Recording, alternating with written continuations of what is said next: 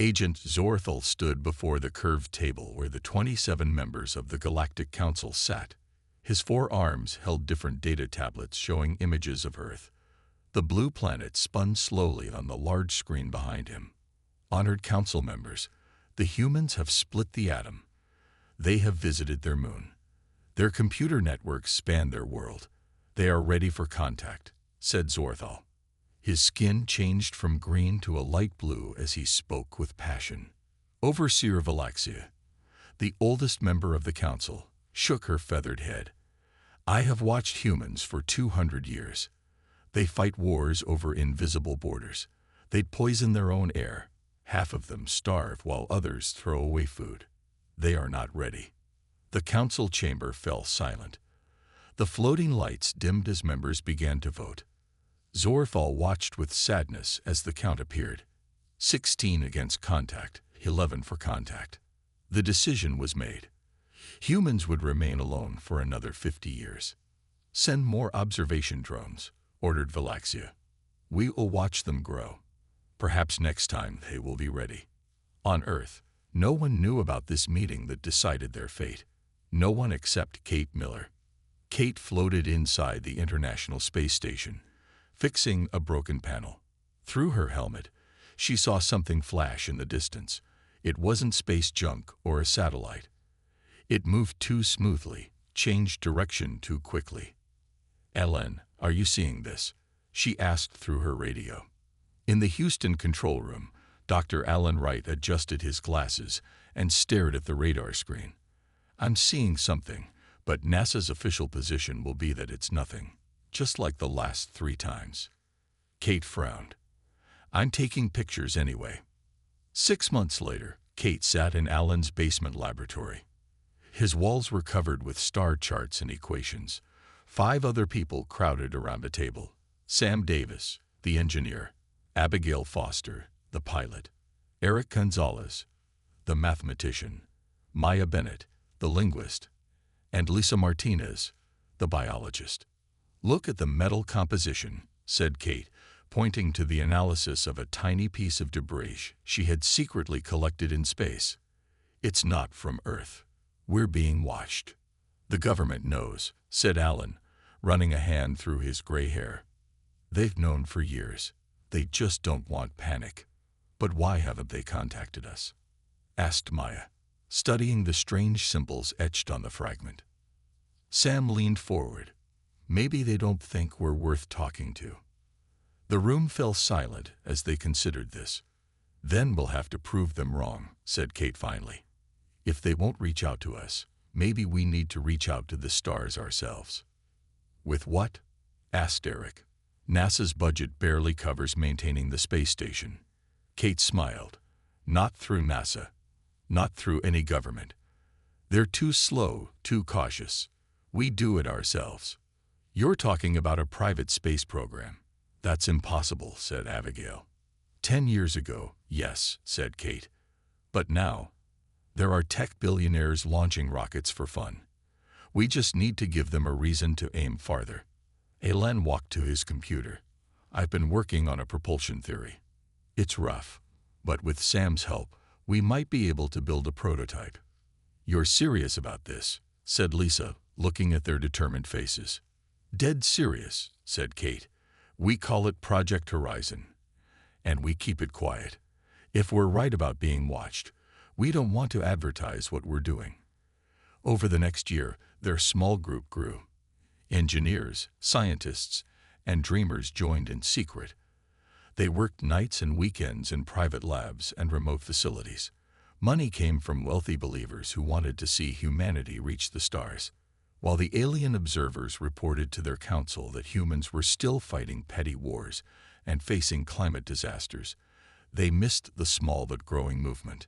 In hidden bases and secure computer networks, Project Horizon was laying the groundwork for humanity's greatest journey.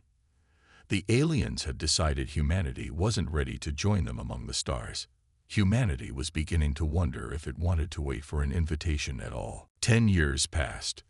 Project Horizon grew from a small group meeting in Alan's basement to a hidden network spanning the globe. Kate Miller stood on the surface of the moon, looking at their secret base built into the crater Daedalus on the far side. Earth could not see this place. Neither could most satellites. "The dome is finished," said Sam Davis through the radio in her suit. He pointed to the massive clear structure that now covered a section of the lunar crater. Under it, plants were already growing in the artificial atmosphere. "How many people know about this place now?" asked Kate. 500 work here full-time. "About 2,000 on Earth know of its existence," said Sam. "We've kept it small, like you wanted." On Earth, things were getting worse. Floods covered coastal cities. Storms destroyed crops. Food was becoming harder to find. Governments fought over water and land. People were scared and angry. In the lunar base, scientists worked day and night. Their first deep space probe had sent back amazing news. A star just 12 light-years away had planets. One of them could support human life. "We need to build bigger ships," said Kate during a meeting with the project leaders. "Not just research vessels. Ships that can carry people. Hundreds of people." "Are you talking about leaving Earth behind?" asked Maya Bennett. Her job was to create communication systems for the deep space missions. "I'm talking about giving humanity options," said Kate. "If things get worse on Earth, we need somewhere else to go." Sam Davis had been working on a new technology. "I think I've solved the long journey problem," he said. He showed them plans for special chambers. "We can freeze people for the journey. They won't age. They'll wake up when they arrive." "How do we fund something this big?" asked Eric Gonzalez. He managed their money. "I've been talking to people," said Alan Wright. "Not just rich tech owners now. Small countries. Island nations that will be underwater soon. They want a way out." In space, the Galactic Council's observation drones recorded unusual activity on the far side of the moon. Junior Council member Exiltor brought the report to Overseer Valaxia. "The humans are building something big on their moon," said Exiltor. "We should investigate." "They are probably building weapons," said Valaxia. "They always build weapons. Monitor it, but do not interfere." "What if they're preparing to go beyond their system?" asked Exiltor. Valaxia laughed. Her feathers shook. "With their technology, they are centuries away from true space travel." Back on the moon, the first ship was nearly finished. They called it Hope. It was massive, designed to carry 5,000 people in frozen sleep to the new planet. 6 more ships were being built in secret facilities on Earth, disguised as oil rigs and mining operations. Kate watched as workers painted the name on the side of the ship. "How soon can it be ready?"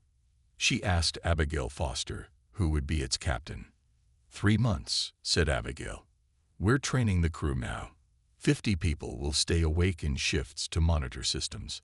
The rest will sleep until we arrive." "And how long will the journey take?" asked Kate. 12 years, said Abigail. "But no one will age more than 6 months. Sam's technology works." In a secret meeting on Earth, representatives from 7 small nations signed an agreement with Project Horizon. They would provide money and resources. In return, their people would have places on the ships. News about the climate got worse. Wars broke out over food. Millions of people became refugees, moving towards safer areas that didn't want them. "We need to launch soon," said Alan during a video call with Kate, "before governments notice what we're doing and try to take control." "Agreed," said Kate. "Tell the first group of volunteers to prepare. In 3 months, humanity takes its first step to the stars. And we do it on our terms, not waiting for aliens who think we're not ready." On Nexus Prime, the Council continued their debate about Earth, unaware that their decision was about to become meaningless. Launch day arrived. The 7 ships of humanity's first Exodus fleet waited in the shadow of the moon. 50,000 people from different countries had been secretly brought to the lunar base over the past month. Now they waited in their freeze chambers, already sleeping. They would not see Earth again. Captain Abigail Foster walked through the main deck of the Hope. Her second-in-command, Navigator Eric Gonzalez, checked the ship's course one last time. "Are we ready?" asked Abigail. "As ready as we'll ever be," said Eric. "No one has ever traveled this far before. If we wait for perfect conditions, we'll never leave," she said. "Signal the other ships. It's time." One by one, the 7 massive ships powered up their engines. They moved away from the moon slowly at first, then with increasing speed. They passed Mars. They crossed the asteroid belt. As they reached Jupiter, they used its gravity to slingshot themselves toward the outer solar system. Earth noticed nothing.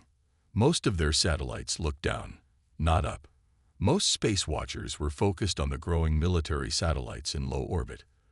By the time anyone realized something strange had left the solar system, the Exodus ships were too far away to track. Kate Miller watched from the lunar base as the ships disappeared from their screens. "Good luck," she whispered. She turned to Alan Wright. "Now we build the next fleet. Bigger, better, faster." But secrecy was about to end. A routine satellite maintenance mission discovered unusual signals coming from the moon's far side. Within days, military craft from several nations were heading toward the hidden base. "We knew this would happen eventually," said Kate to the Project Horizon leadership. "It's time for Plan B." Around the world, in synchronized broadcasts, members of Project Horizon revealed themselves. They showed evidence of alien observation. They explained their plan to save humanity by finding new homes among the stars. They revealed that the first ships had already left. "We are not seeking permission," said Kate in her broadcast. "We are informing you of what has already begun. Humanity will not be limited to one fragile world. We will not wait for approval from alien watchers who judge us unworthy. We are taking our future into our own hands." The world erupted in chaos. Some called them traitors. Others called them heroes. Governments demanded control of the project. Religious leaders declared it either a miracle or an abomination. On Nexus Prime, the Galactic Council chamber was in an uproar. Observation drones had confirmed the human ships leaving their system. "This is unprecedented," shouted Overseer Valaxia. "No species has ever attempted interstellar travel before being contacted." "What if they succeed?" asked Council member Zinlara. "What if they establish colonies beyond our control?" "We must accelerate our timetable," said Senior Counselor Moxdar. "We plan to wait another 40 years before contacting them. We cannot wait that long now." "The humans might destroy themselves before they reach another star," said Valaxia. "Their technology is primitive." "You have underestimated them before," said Exiltor. "Look where that has led us." After heated debate, the Council voted. They would send a diplomatic vessel to Earth. First contact would happen in 10 years, the fastest they could prepare properly. Back on Earth, the revelation of Project Horizon changed everything. Some countries tried to shut it down. Others raced to build their own ships. The richest people in the world offered billions for spots on the next fleet. Kate Miller stood in the expanded lunar base, now operating openly. Around her, construction of 20 new ships was underway. These would be better than the first fleet: faster engines, improved freeze chambers, better weapons. "When will the next fleet be ready?" asked Sam Davis. 2 years, said Kate. "Maybe less." "And how many will it carry?" 300,000, said Kate. "And the fleet after that will take 1 million. In the deep silence of space, the first 7 ships continued their journey, unaware that they had changed the course of human history, and unaware that, far behind them, the aliens were finally coming. 10 years passed. The Galactic Council ship entered Earth's solar system. It was beautiful and strange, with curved sections that glowed with soft blue light. Ambassador Zinlara stood on the command deck, watching Earth grow larger on the screens. "They've advanced quickly," said her science officer. "They have bases on their moon, on Mars, and in the asteroid belt now." "But how many have left?" asked Zinlara. "Our best estimate is 20 million so far," said the officer. "They've sent over 60 large ships toward different star systems." Zinlara sighed. We are too late to be their guides. On Earth, Maya Bennett had become the unofficial expert on alien communication. When strange signals came from the approaching ship, governments around the world called her. They're requesting permission to land. Maya explained to the United World Response Committee. They want to meet with Earth's leaders. Do we grant it? Asked the committee chair. I think we have to, said Maya. We've been watching their ship approach for months. They could have attacked if they wanted to. The council ship landed in a specially prepared area in neutral Switzerland. Crowds gathered behind barriers. Some held welcome signs. Others protested, saying aliens couldn't be trusted. Ambassador Zinlera and 5 other alien representatives walked down a ramp from their ship. They looked almost human, but with blue-tinted skin and large, all-black eyes.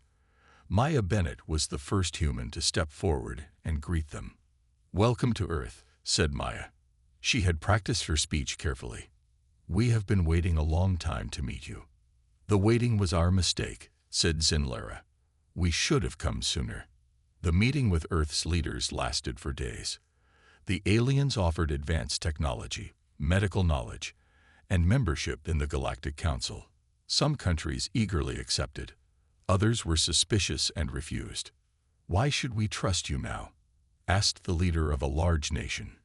You watched us struggle for centuries. You watched our planet suffer. You only came when we started leaving on our own. Zinlera had no good answer. Meanwhile, far from Earth, the first Exodus fleet finally reached their destination. The 7 ships entered orbit around a planet they named Novaterra. It had blue oceans, green lands, and white clouds, similar to Earth but untouched by pollution or war.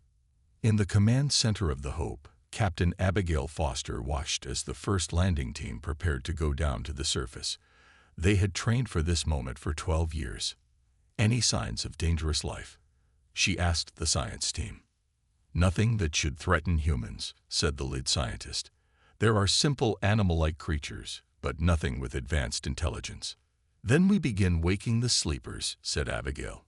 It's time to build our new home. Back on Earth, not everyone wanted to stay and work with the aliens. The exodus continued. Now that advanced alien technology was available to study, the ships became better and faster. Millions more left each year, heading to different stars. Lisa Martinez, who had been on the first landing team, became the governor of the first Novaterra colony. She stood on a hill overlooking the growing settlement. In just 1 year, they had built homes for all 50,000 colonists. Farms were producing food. Children were being born. Message from Earth, said a young communications officer, running up to Lisa.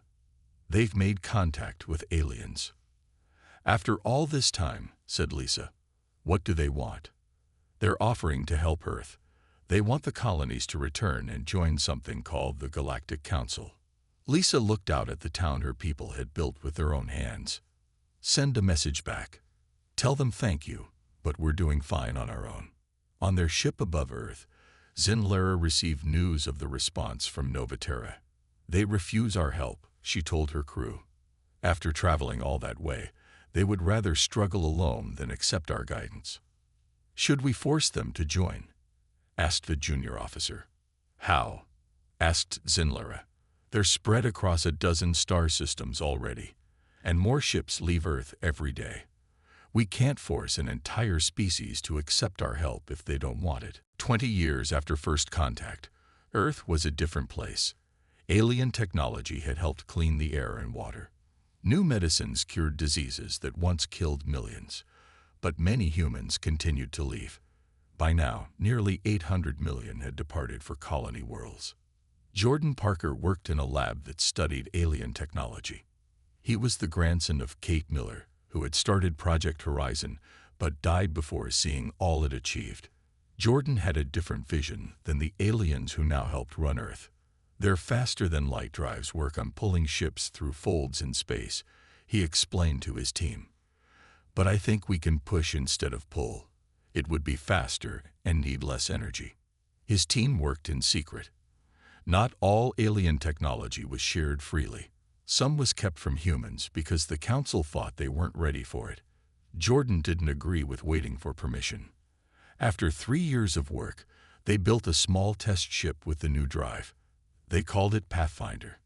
Captain Victor Reynolds, a veteran of the Exodus fleets, volunteered to pilot it. "If this works," said Jordan, "the journey to Nova Terra will take 9 days instead of 12 years. "And if it doesn't work?" asked Victor. "Then you'll be the first human to see what's beyond our universe," said Jordan with a small smile. The ship launched quietly from one of the human-only bases on Mars. The council wasn't told about the test. Victor guided the small ship past the reach of Earth's monitoring systems, then activated the new drive. The stars blurred.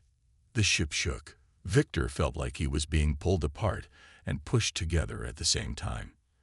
Then everything went still. Outside his window, he saw unfamiliar stars. "Pathfinder to Mars base," he said into the radio. "The jump was successful. I'm checking my position now." A minute later, he couldn't believe the readings. "Mars base, I'm in orbit around Nova Terra. The drive worked." I repeat, the drive worked. The news spread quickly, first among human colonies, then to Earth, and finally to the Galactic Council. Humans had developed a faster-than-light drive that worked differently than any known to the 27 Council species, and it was twice as fast as the Council's best ships. On Nexus Prime, the Council held an emergency meeting. "This changes everything," said Senior Counselor Mockstar. "If humans can travel between stars in days instead of years, they will spread even faster." "They should have shared this technology with us," said Overseer Valaxia, now very old but still powerful. "We have shared so much with them." "Did we share everything with them?" asked Exiltor. "Or did we decide what they were ready for?" By this time, 7 major colony worlds had formed the Human Confederation. They sent Daniel Weber as their representative to meet with Earth's leaders and the council members stationed there. "We wish to make it clear," said Daniel in the Grand Meeting Hall, "that the Confederation has no desire to join the Galactic Council at this time. We prefer to develop on our own path." "But the Council offers protection," said Ambassador Zinlura. "There are dangers in the galaxy you don't understand." "We understand risk," said Daniel. "Humans have always faced dangers. We prefer freedom with risk over safety with control." The Earth's population had stabilized at about 1 billion. Some had embraced the aliens and their ways. Others stayed because they couldn't afford to leave. But they watched the growing power of the human colonies with pride. On Nova Terra, the original colony had grown into a city of 2 million. Lisa Martinez, now old with gray hair, stood at the window of the government building. She watched ships coming and going, using the new fast drives to connect the human worlds. "Did you ever think we would come this far?" asked her assistant. "Kate Miller did," said Lisa. "She told me once that the stars were not our limit, but our beginning." A message arrived from Earth. The Council was proposing new rules to limit the use of the human FTL drives, claiming they might damage space. Lisa read the message and dictated a simple response. "The Confederation respectfully declines to limit our exploration. The stars belong to no one, and thus to everyone who dares reach for them." The speed of human expansion shocked the Galactic Council. With their new faster-than-light drives, humans settled 50 new worlds in just 20 years. The Human Confederation grew strong, with its own laws and traditions distinct from both Earth and the Council. General Olivia Blackwell oversaw the creation of the Confederation Defense Force. She had been a young security officer on one of the early Exodus ships. Now she commanded a fleet of warships that patrolled human space. "We don't seek conflict," she told her officers during a strategy meeting. "But we must be ready for it. The Council has controlled space for thousands of years. They won't easily accept a new power." The Council sent observers to study the growing human territories. Keldor, a scientist specializing in developing species, spent 5 years visiting human colonies. He wrote a report that caused great concern on Nexus Prime. "Humans adapt faster than any species we've encountered," Keldor told the Council. They changed their bodies, their ships, even their social structures to fit new environments. And they remember their history of being ignored by us. It shapes everything they do. Are they a threat? Asked Overseer Valaxia, now kept alive only by advanced medical technology. Not intentionally, said Keldor. But they move without caution. They explore without proper surveys. They change things without understanding the consequences. The real surprise came when 3 smaller species that were council members asked to leave and join the Human Confederation instead. These species had always been minor voices in the council, given little attention. The humans offered them equal partnership. This is unprecedented, said Senior Counselor Moxdar. No species has ever left the council since its founding. The humans offer them something we don't, said Siltor, who had become a voice of reason in the council. Freedom to grow without our rules and traditions. A diplomatic crisis erupted. The council accused humans of stealing member species. The Confederation replied that these species had made their own choice. On Earth, which remained partially under council influence, opinions were divided. Some saw the colonies as dangerous rebels. Others viewed them with pride. Earth scientist Ven Howard worked with alien researchers in a shared laboratory in New Geneva. He often found himself defending his distant cousins in the colonies. You don't understand why humans keep pushing outward, he told his alien colleague Turvan. It's in our nature. We evolved as explorers and adapters. But the Council has mapped the safe paths, said Turvan. We know which worlds are suitable, which resources can be safely used. Your cousins ignore 10,000 years of careful study. Maybe that's why they're finding things you missed, said Ben. Like those energy crystals on Proxima b that your surveys said was barren. The Human Confederation continued to develop technology in new directions. Their ships became more efficient. Their colonies grew more self-sufficient. They established trade with 30 non-council species in unexplored regions of the galaxy. On Novaterra, a statue of Kate Miller stood in the central plaza of Capital City. Lisa Martinez, in the final year of her life, attended its dedication ceremony.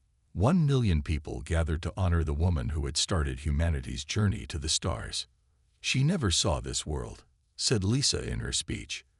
But she saw the possibility of it. When others looked up at the stars with fear, she looked up with hope. When others waited for permission, she built the first ship. Far away, on Nexus Prime, Council military advisors warned that human expansion must be contained before they grew too powerful. Cultural expert Teravex disagreed strongly. If we try to restrain them now, they will see it as confirmation of their worst fears about us, she said. Remember that these are people who left their homeworld rather than wait for our approval. Do you think they will accept limitations now? Overseer Valaxia, in what would be her final council meeting, looked at the star map showing human territories spreading like bright points of light through the galaxy. Perhaps, she said slowly, our greatest mistake was thinking we could save them from themselves. It seems they never needed our salvation. 20 more years passed. The Human Confederation now included 117 worlds and 17 non-human species. Their territory shared borders with 3 major council races, creating both tension and opportunity. Earth itself had become something unique, neither fully human in the traditional sense, nor fully aligned with the council. It was a bridge world where many species met and mixed. Some humans there looked at the colonies with envy, others with concern. On Nexus Prime, the Galactic Council called a special meeting. The chamber was filled with representatives from all 27 member species. We have watched the humans for a century now, said Senior Counselor Moxdar. They have gone from a single planet to a major power in our galaxy. We can no longer treat them as newcomers. The debate lasted for days. Some council members wanted to limit human expansion by force. Others argued for closer ties. In the end, they reached a historic decision. We will offer the Human Confederation equal status in the Council, announced Moxdar. No species has ever been granted this without at least 500 years of guidance, but the humans have proven themselves exceptional. Special Envoy Nix Talon, known for her diplomatic skills, was chosen to deliver this offer. Her ship traveled to Nova Terra, now home to 30 million humans and the capital of the Confederation. President Natalie Hughes welcomed the envoy in the Great Hall of the Confederation Government Building. Hughes had been born on Nova Terra. Her grandparents had been on the first Exodus ship. She had never seen Earth. "We are honored by your visit," said Hughes. "The Confederation values peaceful relations with the Council." "I bring an unprecedented offer," said Nix Talon. "Full membership in the Galactic Council, with all rights and privileges. Your voice would equal to the oldest races in our alliance."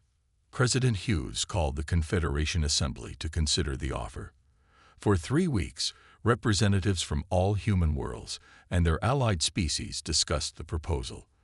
They studied Council laws and traditions. They debated the benefits and costs. During this time, Nix Talon toured human worlds. She saw cities built with styles and technologies that mixed human creativity with alien influences. She met humans who had modified their bodies to live on worlds the Council had deemed uninhabitable. "You have accomplished so much in so little time," she told President Hughes when they met again. "Because we had to," said Hughes. "We had no one to rely on but ourselves." Finally, the Confederation reached its decision.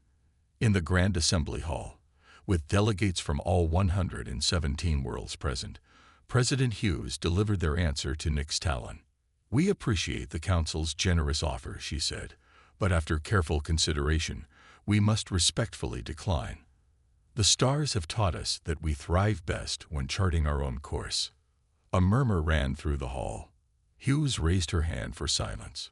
"Instead, we propose a treaty between equals, the Confederation and the Council, with mutual respect for boundaries and sovereignty. We offer friendship and trade, but we will remain independent." Nix Talon was surprised, though she tried not to show it. No species had ever refused Council membership. "I will bring your response to Nexus Prime," she said, "but may I ask why you choose to stand apart?" Hughes smiled. "Because we began our journey alone, abandoned by the stars. We learned to find our own way. That experience has shaped who we are, and we cannot set it aside now." Later, after the treaty was signed, Elder Pax Carr of the Council visited Nova Terra. From his ship in orbit, he watched human cities glitter across the night side of the planet. His apprentice stood beside him. "We were too cautious, too slow," Pax Carr said softly. "By the time we decided to save humanity from itself, they had already saved themselves, and in doing so, changed the galaxy forever." He turned from the window. "Remember this lesson, young one. Sometimes the greatest gifts come from allowing others to find their own path, even if that path leads away from us." Below them, Nova Terra continued to turn, its lights shining in the darkness, a beacon of human determination in a universe that had once judged them unworthy of the stars.